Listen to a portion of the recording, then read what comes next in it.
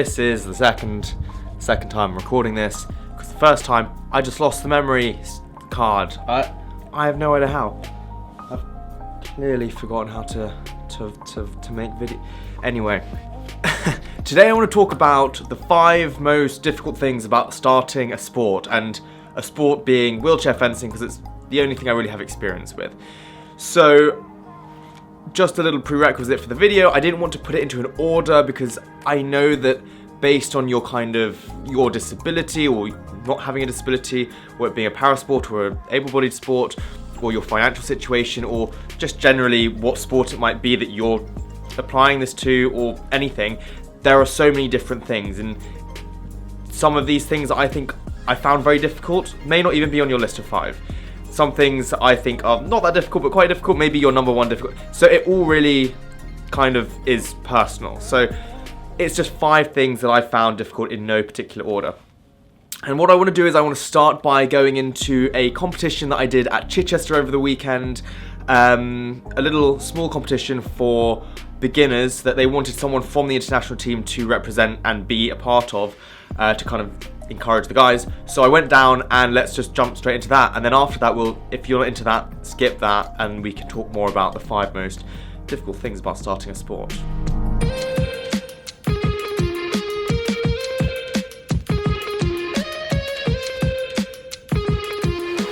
I've got my editor with me today to make sure that I'm not producing shit content as always. I know I said I'd quit the vlog. I'm just gonna crop Josh out.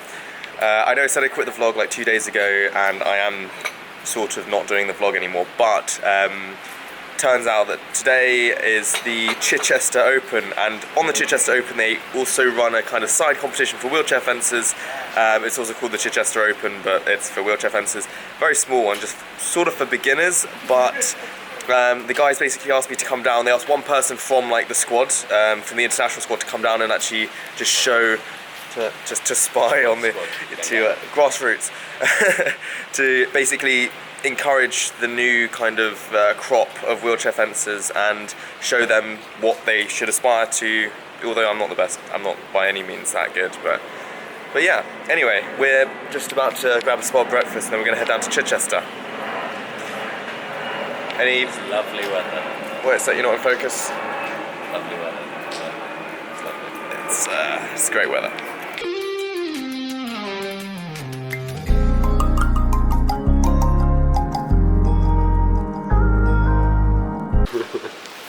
How's it?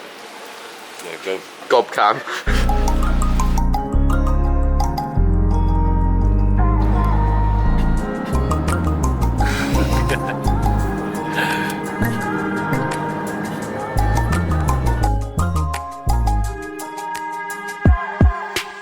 Paying and displaying. No one's paying for parking here. What? What an idiot! Oh, what a loser! Good. We just arrived in Chichester, hour and a half later. We made great time. Oh, thanks. The video today, I think, is going to be about, because a couple of people commented this. I've been not 100% like I wanted to go into it like straight away, but I think if you guys find it interesting, then I'm happy to talk about it. The five most difficult things about starting wheelchair fencing, and generally like disabled sport, or sport in general? Sport in general. Getting wheelchairs out of cars is number 1 on the list. What did you know? The wheels on the chair. The amount of people I see transporting wheelchairs but just carrying them, I'm like, you know they have wheels. Right now we need to get inside, do the registration, and then we'll find time to catch up. I missed you guys. You having fun there, mate? It's crazy. And my need to save our love. And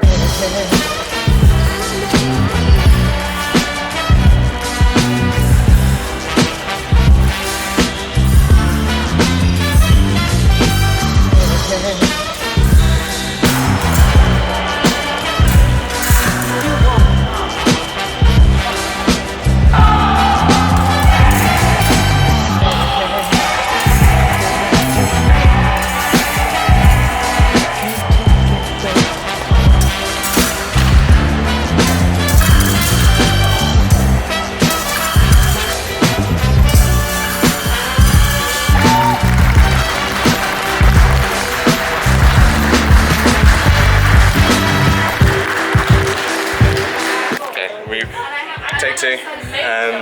Just finished the competition, came first, amazing. Josh is pretty psyched. Number one. Let's resume this in the car park. It's crazy hot in here. Okay. In no specific order, because I was thinking of doing these like top 5 things that are most difficult about starting wheelchair fencing in order, but then again I know it would only be for me, because it's all quite personal. Like, you know, some things are more difficult to other people depending on your disability, depending on your situation, just depending on your life. So, in no particular order, here are the 5 most difficult things about starting wheelchair fencing. I feel like we should roll the intro now. And my need to say Number 1, let's count down from 5. Honestly, it's all the kit. It's a sport for disabled people and people who are in wheelchairs or on crutches, and there is an obscene amount of kit. This competition today I've packed light is this whole thing full of 3 swords, a mask, a bunch of kit, an apron. Josh, can you put that in the back? And my other kit. This is. Unlock the car. Oh, sorry. It's open. It's open. My wheelchair. I don't know if you guys can see it. Wait, can you see it? I got my phone. It's okay.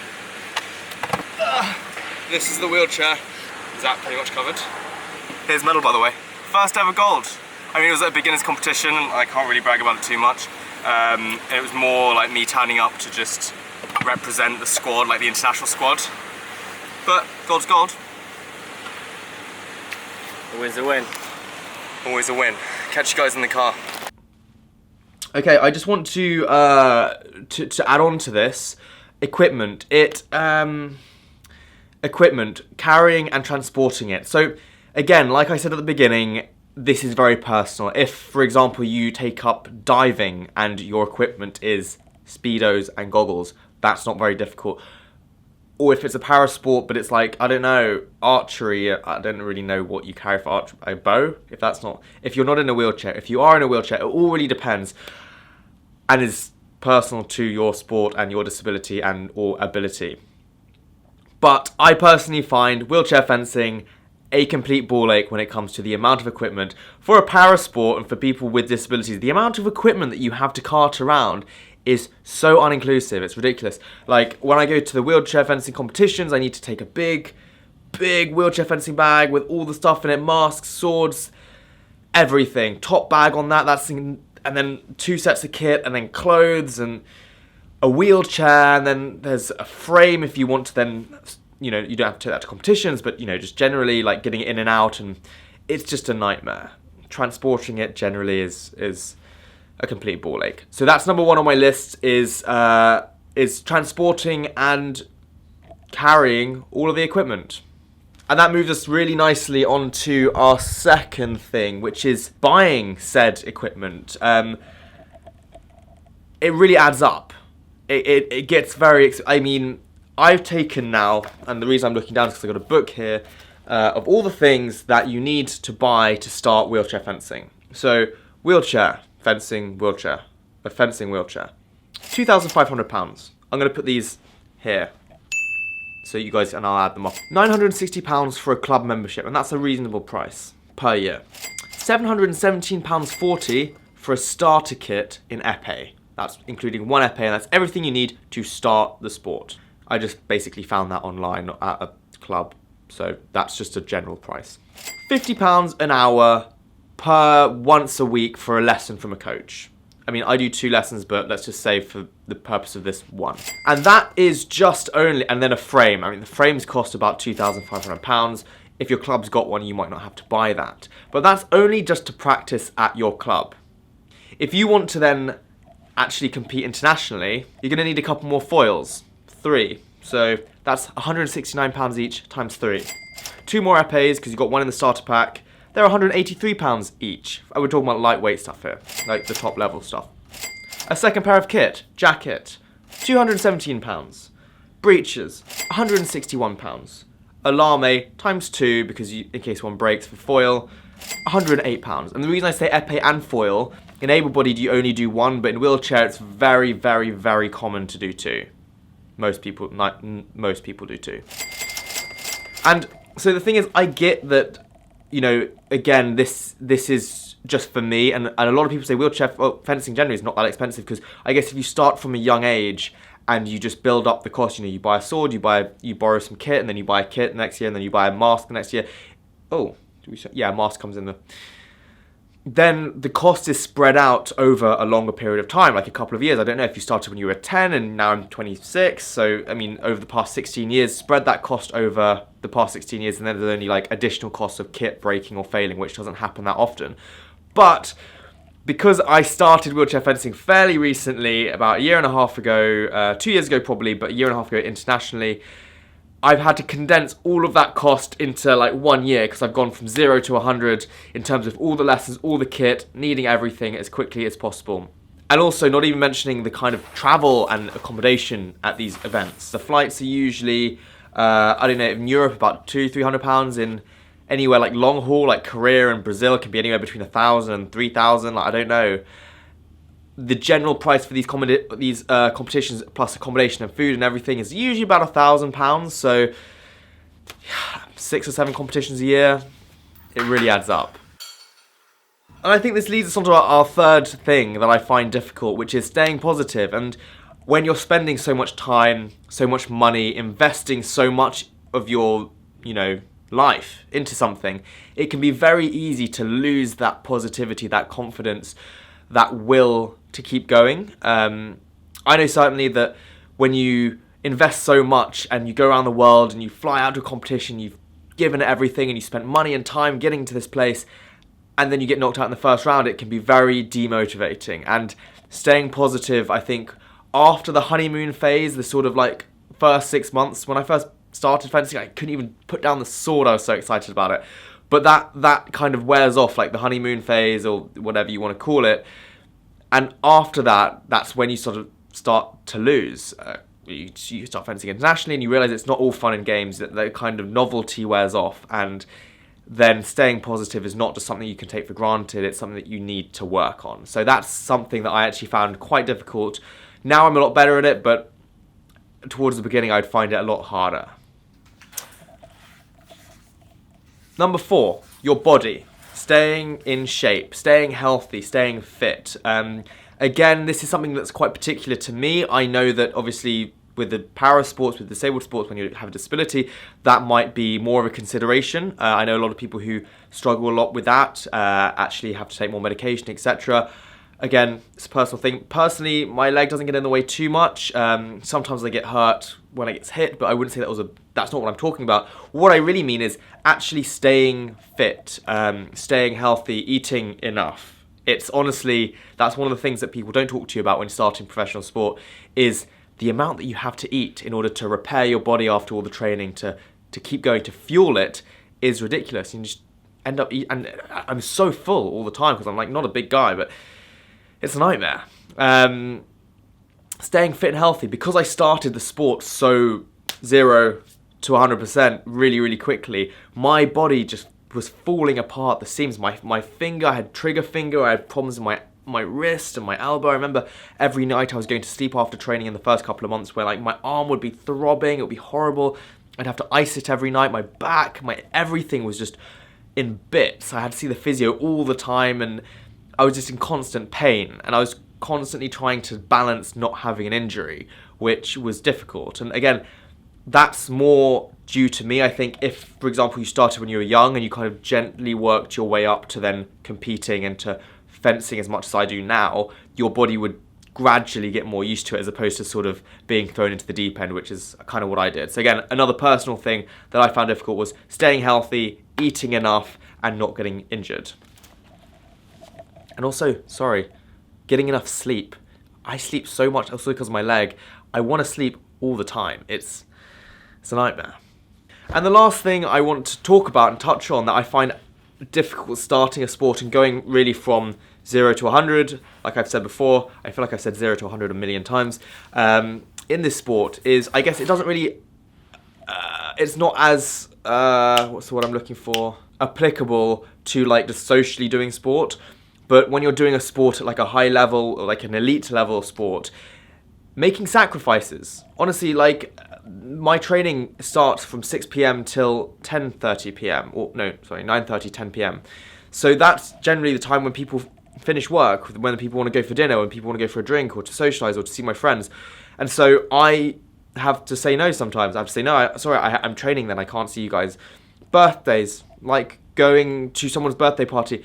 Funnily enough, a lot of people's birthday parties and a lot of my birthday was in Georgia last year. And I missed some of my friends' birthdays because I'm away. I'm missing a birthday this next month when I'm going to Korea. I'm going to be in Korea in September, and I'm going to miss a birthday that I would really like to be here for. And I missed my dad's birthday because I was away. One of the competition, it's a blur. But that's the thing. It's sacrificing things for a greater goal. And again, family gatherings, going to parties, not drinking it. I'm not a big drinker myself, but even going to a party sometimes, if I've got training that week or I've got a competition coming up, I don't want to have a drink. I don't want to stay up late. I need to sleep. Like I said earlier, I'm tired. And all of those things equate to a sacrifice that you're willing to make because you want the greater good. But at the same time, sometimes it can be difficult to say to your friends, no, sorry, I can't come to your party. No, I don't want to come out tonight because I'd love to, but I can't because I need to train tomorrow. Sorry, I can't come for dinner because I have training, or I'm going to be at a World Cup. Again, you need to balance it up yourself, and whether it's something maybe you just absolutely love what you do, and there's no question asked either way that you're happy to miss all those things because you want the sport thing. I was always quite a social person. I liked socializing and having friends and seeing people. So for me, maybe it was a little bit more of a sacrifice. That's why I put it on this list of things that I found difficult.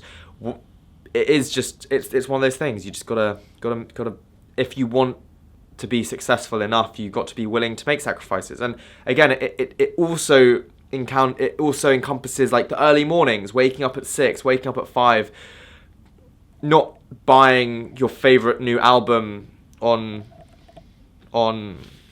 vinyl because you spent the money on a new sword, or you know what I mean, not eating a pancake. It kind of is all encompassing. This last one is making sacrifices for something that you want, or a goal, or a great, that doesn't sound very good. Making sacrifices for the greater good, or for, you know what I'm trying to say. Anyway, guys, I really hope you found that interesting.